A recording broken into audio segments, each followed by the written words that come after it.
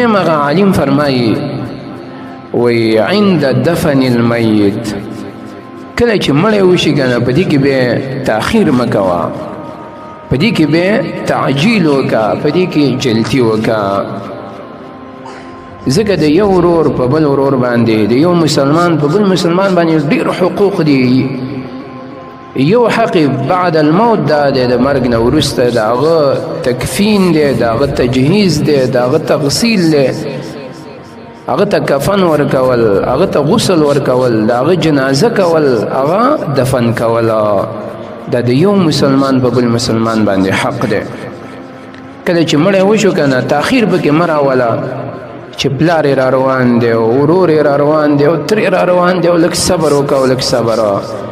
دا کار ښه نه دی. بس کله چې ورور مسلمان وفات شو د هغه زر غسل ورکول، کفن ورکول او په هغه باندې جنازه کول او خښول، دا بهتر عمل دی، دا غوره طریقه ده. صحیح بخاری کې حدیث راځي، نبی صلی الله علیه و آله وسلم په دې باندې امر کړی دی. د الله نبی فرمایي وی اسرعوا بالجنازه، جنازه باندې تادی کوئ، جنازه باندې جلدي وکئ. کله چې د مړی راواغسته و درې ته وړې که نه په لار کې مه لیټ کوه، په لار کې مه وروسته کوه، مې ودروه، ویرسوه درې ته ښه، ډېر ټوپونه مه وهه چې هسې نه دا مړی چې دی دا ستا نه نقصاني نشي، ضایع نشي، ونه غورځېږي چېرته، دا ورسوه درې ته.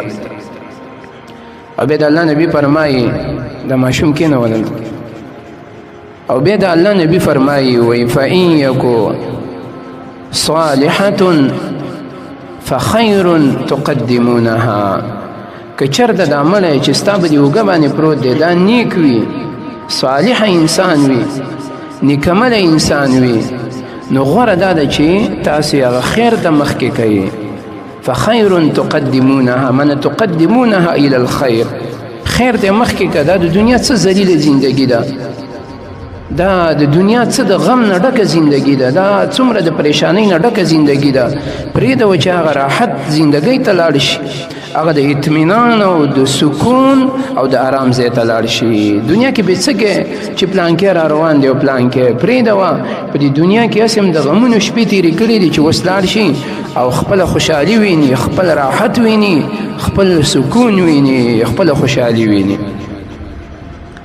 او وإن يك سوا ذلك فشر تضعونه عن رقابكم، او که چېرته د خیر انسان نه، شري انساني، بدکار انساني، فاسق او فاجر انساني، په دنیا کې په خلکو باندې، په انسانانو باندې، د الله په نورو مخلوقاتو باندې ظلمونه کړي وي، ظالم انسان وي او مرتکب د معاصي وي، به لرې کړئ د خپلو اوږو نه چې تاسو په اوږو باندې راغستی دی، ځانونه پرې مه ستړي کوئ. د الله نبي فرمایي ښه وایي دا ویسئ، بس د خپلو اوږو نه لرې کړئ، پرېږده چې نوره معامله د الله سره ده چې رب العالمین د دې سره څه کوي.